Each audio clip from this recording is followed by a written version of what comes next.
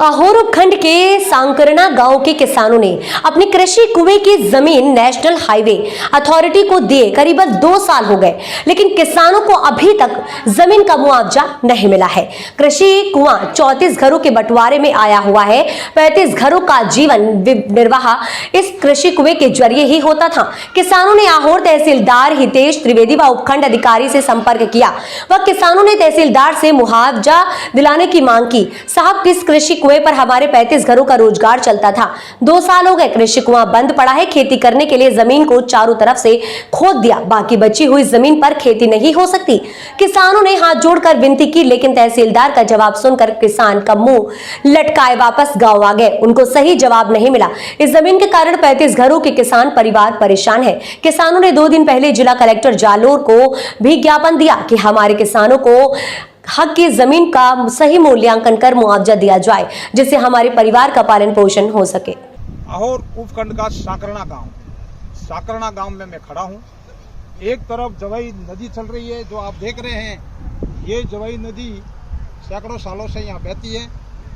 इस जवाई नदी ने, जहां से ये जवाई नदी स्टार्ट होती है और ये लास्ट तक साइला तक जाती है, हजारों कृषि कुओं को इस जवाई नदी ने ले लिया है। हजारों हेक्टेयर भूमि इस नदी में चली गई है किसानों की। सरकार, राज्य सरकार हो या केंद्र सरकार द्वारा यहाँ ये एक रोड हाईवे जो निकल रहा है, आप देख रहे हैं। ये हाईवे 325 नंबर का ये हाईवे है।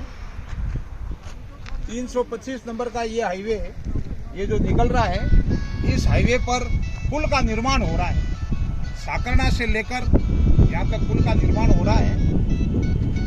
सांकरना से लेकर यहाँ तक पुल का निर्माण हो रहा है। ये निर्माण का कार्य इस कृषि कुएं में से निकलेगा और यहाँ की जो जमीन है 200 फीट इसकी चौड़ाई है और कम से कम 1.5 किलोमीटर तक करीबन ये इस कृषि कुएं की 25 से 30 बीघा जमीन यहाँ कट रही है। तो यहाँ के किसानों ने केंद्र सरकार और राज्य सरकार से मांग की कि हमारे को जल्दी मुआवजा दिलाया जाए, लेकिन आज तक सरकार द्वारा न तो इनको मुआवजा दिया गया है, बल्कि यहाँ के किसानों ने कहा कि आहोर के तहसीलदार साहब को कई बार मिले, लेकिन तहसीलदार साहब द्वारा इनको धमकियां दी जा रही है कि आप उस जगह को खाली करवाएं, आप हाईवे को न रोकें और केंद्रीय जो ये यहाँ पर कार्यकारी एजेंसी जो काम कर रही है ठेकेदार, वो ठेकेदार को आप कार्य करने दें। किसानों का कहना है और किसानों की पुरजोर मांग है कि हमारे को मुआवजा दिया जाए और मुआवजा के बगैर हम हमारी जमीन में से हम ये पुल नहीं निकलने देंगे। तो ये किसानों की मांग है। किसानों के जो मुआवजा दिया जा रहा है, आज इस जमीन को अगर प्राइवेट कंपनियों में या किसी अगर ठेकेदार को जो प्लॉट करते हैं उस अगर बिल्डर को दी जाए तो 10 लाख रुपए बीघे की रेट यहाँ चल रही है। किसान सरकार के लिए, राज्य सरकार के लिए जमीन छोड़ने को मजबूर हैं। ऊंट के मुंह में जीरा जितनी इनको कीमत दे रहे हैं, लेकिन वो भी कीमत इनको नहीं मिल रही है। राज्य सरकार और केंद्र सरकार से ये किसान मांग कर रहे हैं और जालोर जिला कलेक्टर को 2 दिन पहले इन्होंने ज्ञापन दिया। ज्ञापन में बताया गया कि आहोर तहसीलदार और एसडीएम को आप कहकर हमारे को जल्दी से जल्दी मुआवजा दिलाया जाए, जिससे हमारे बच्चों का जीवन यापन हो सके। 3 साल से ये कृषि कुआं जो पड़ा है, इस कृषि कुएं में जो खेती की जा रही थी वो 3 सालों से खेती बंद है। अब की बार बारिश भी अच्छी हुई, लेकिन किसानों ने न तो यहाँ कुछ बोया और ऐसे ही वंचित रह गए। हजारों लाखों रुपए की पैदावार होती थी, वो भी पैदावार नहीं हुई। इस कारण सरकार से और राज्य सरकार से मांग कर रहे हैं कि आप जल्दी से जल्दी हमारे को मुआवजा मिले और मुआवजा कम से कम यहाँ पे जो ये जमीन आप देख रहे हैं, ये जो हाईवे है, ये हाईवे निकलने के बाद में इनकी मात्र जमीन 100 फीट, ये जो रोड आप देख रहे हैं, ये जो रोड निकल रहा है, इस रोड से मात्र 100 फीट की दूरी है। 100 फीट पर ये हाईवे निकल रहा है। देख रहे हैं आप, जो ये ट्रैक्टर आ रहा है हाईवे से, बस ये जो हाईवे है, नाम मात्र की जो जमीन है वो पीछे रही है। किसानों को जब मुआवजा मिलेगा तो ये अपना गुजारा बसर आराम से कर सकेंगे। अन्यथा किसानों का कहना है कि हम बड़ा आंदोलन करेंगे। अगर आंदोलन पे भी नहीं माने तो हमारे को आत्महत्या पे मजबूर होना पड़ेगा। ये सांकरना के किसानों की मांग है। धन्यवाद। हमारे बेरी की ज़मीन थी, 35 करोड़ की ये ज़मीन थी और रोज़गार इसमें चल रहा था। उसके पहले हम छोटा मोटा बिजनेस कर लेते थे, बाहर छोटी मोटी नौकरियां कर रहे थे, और वो भी कोरोना काल में हमारे से छीनी गई। तो हमारा आधार एक कुएं ही रहा था। ये 35 करोड़ की हमारी रोजी रोटी थी। ये भी छीन ली गई।